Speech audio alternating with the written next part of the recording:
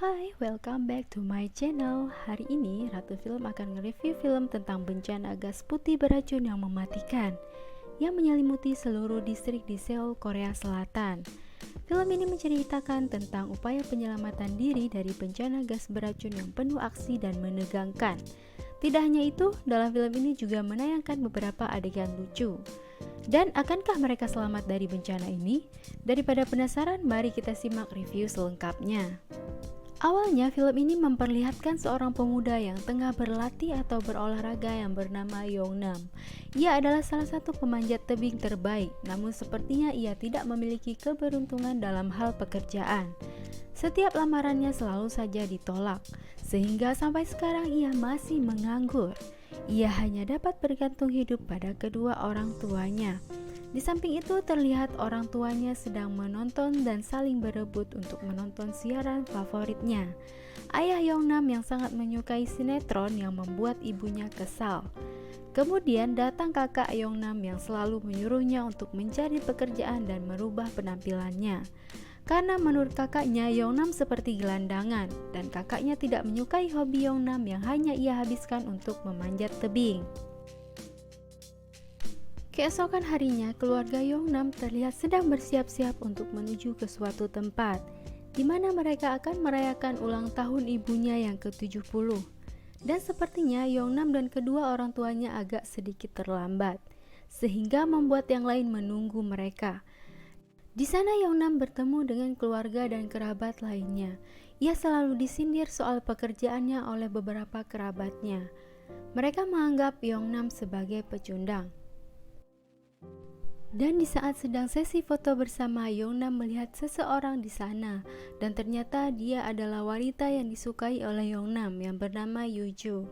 Kemudian mereka saling mengobrol dan ternyata Yongnam berbohong pada Yuju.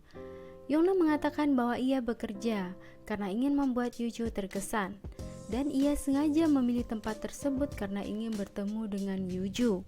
Yuju berpikir Yongnam akan merasa canggung bertemu dengannya karena dulu ia pernah menolak Yongnam. Kemudian Yongnam berbohong lagi. Ia mengatakan biasa saja, bahkan di saat ditolak dulu ia tidak menangis, padahal Yongnam menangis sangat keras, bahkan di tempat umum sekalipun.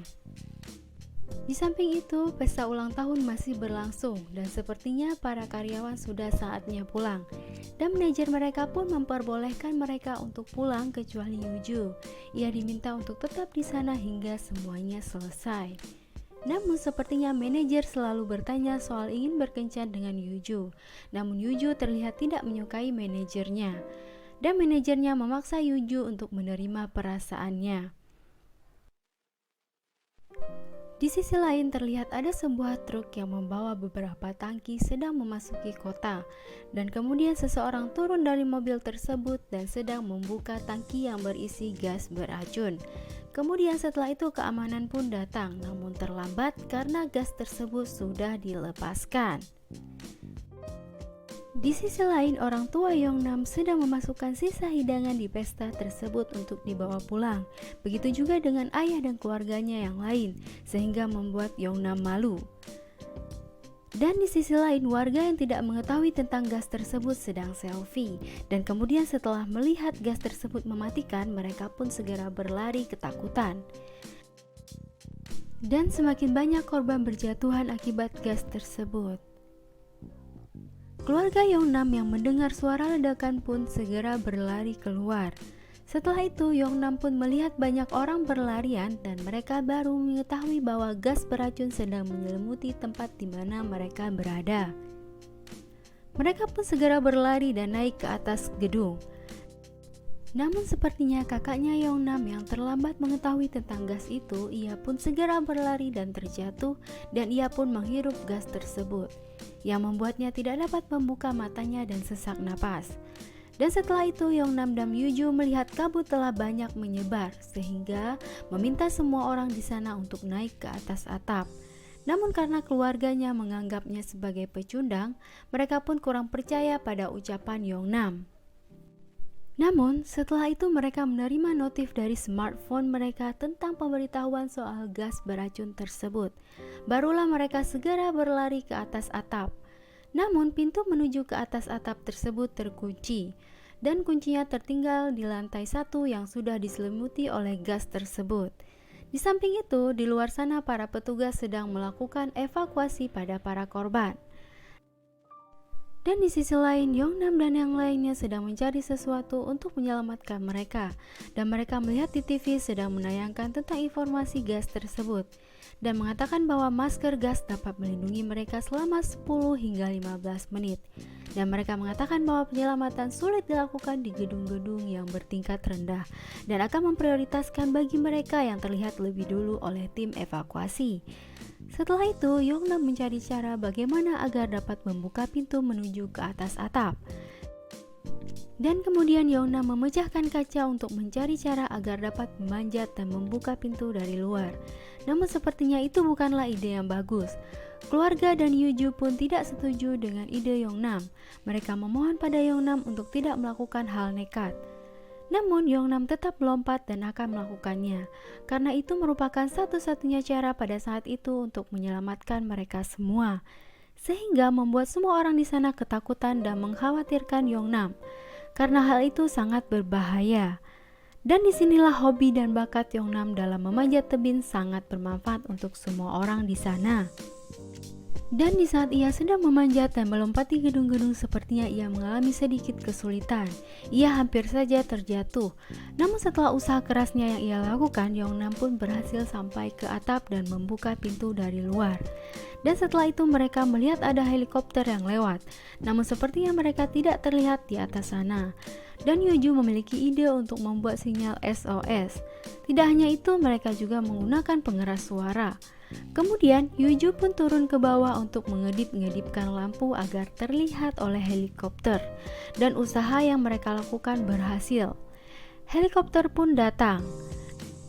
Dan setelah itu mereka pun masuk ke dalam keranjang yang diangkut oleh helikopter dan ternyata hanya muat kurang lebih 20 orang saja. Sehingga Yuju yang tertinggal di belakang tidak dapat naik karena sudah memenuhi kapasitas. Sehingga Yongnam memilih untuk menemani Yuju menunggu helikopter yang lainnya datang. Setelah itu Yongnam meminta maaf pada Yuju karena keluarga mereka. Dan Yuju mengatakan pelanggan harus diutamakan. Kemudian helikopter yang lain pun datang namun tidak dapat melihat mereka berdua. Dan dikarenakan gasnya sudah hampir naik ke atas, mereka pun kembali ke dalam untuk mengambil yang mereka butuhkan. Di sisi lain, kakak Yongnam yang tengah dirawat menanyakan tentang Yongnam. Ia sangat menyayangi Yongnam. Di samping itu, Yongnam dan Yuju tengah berjuang di antara gas beracun tersebut. Namun sepertinya masker yang mereka gunakan sudah hampir tidak dapat digunakan lagi. Sehingga Yongnam pergi untuk mencari masker yang lainnya. Namun Yuju berpikir Yongnam pergi meninggalkannya sendirian di sana. Di sisi lain, orang tua Yongnam sedang menunggu kedatangannya. Dan di sisi lain Yuju sedang berusaha untuk naik ke tempat yang lebih tinggi untuk menghindari gas. Ia menangis sambil mengomel pada Yongnam. Setelah itu Yongnam pun kembali dan Yuju baru mengetahui bahwa Yongnam pergi untuk mencari masker yang lain. Di sisi lain, ayah Yongnam naik taksi untuk pergi ke tempat Yongnam, namun sopirnya tentu saja menolak. Dan setelah itu datang kerabat yang lainnya yang ternyata seorang marinir. Dan setelah itu sopirnya pun langsung mengantar mereka. Sementara itu Yongnam dan Yuju akan menyeberangi gedung dengan menggunakan sebuah tali yang menggunakan pemberat dari barbel. Yuju pun menyeberang yang pertama dan tiba-tiba saja ia hampir terjatuh. Dan setelah berusaha akhirnya Yuju berhasil. Kemudian di saat Yongnam menyeberang, tiba-tiba saja gas tersebut hampir menyelimuti mereka. Dan Yongnam meminta Yuju untuk pergi ke tempat yang aman. Namun Yuju tidak mau meninggalkan Yongnam sendiri. Di sisi lain, ayah Yongnam bertemu dengan dua orang yang sedang menerbangkan drone. Ayahnya membayar orang tersebut untuk mencari anaknya. Sementara itu Yongnam dan Yuju menggunakan manekin untuk membuat kode pada helikopter. Namun sepertinya mereka melihat banyak orang yang juga terjebak di dalam sebuah gedung. Akhirnya mereka meminta helikopter tersebut untuk menyelamatkan orang lain saja yang lebih banyak. Dan mereka pun mengalah. Akhirnya mereka membuat sebuah panah untuk menyelamatkan orang-orang yang terjebak dalam gedung. Setelah itu tiba-tiba saja gelombang gas datang lebih cepat. Mereka pun segera berlari kencang ke gedung yang lebih tinggi. Tiba-tiba saja mereka melihat drone dan meminta tolong. Drone tersebut menayangkan secara langsung di TV, sehingga keluarga Yongnam dan orang lain pun melihat mereka sedang berjuang mati-matian untuk menyelamatkan diri dari gas beracun tersebut. Sementara itu, Yongnam dan Yuju terus berlari agar sampai ke gedung yang lebih tinggi, dan akhirnya mereka pun sampai. Namun sepertinya drone yang diterbangkan baterainya telah habis. Di sekeliling Yongnam dan Yuju sudah hampir dipenuhi oleh gas tersebut. Mereka pun hampir putus asa.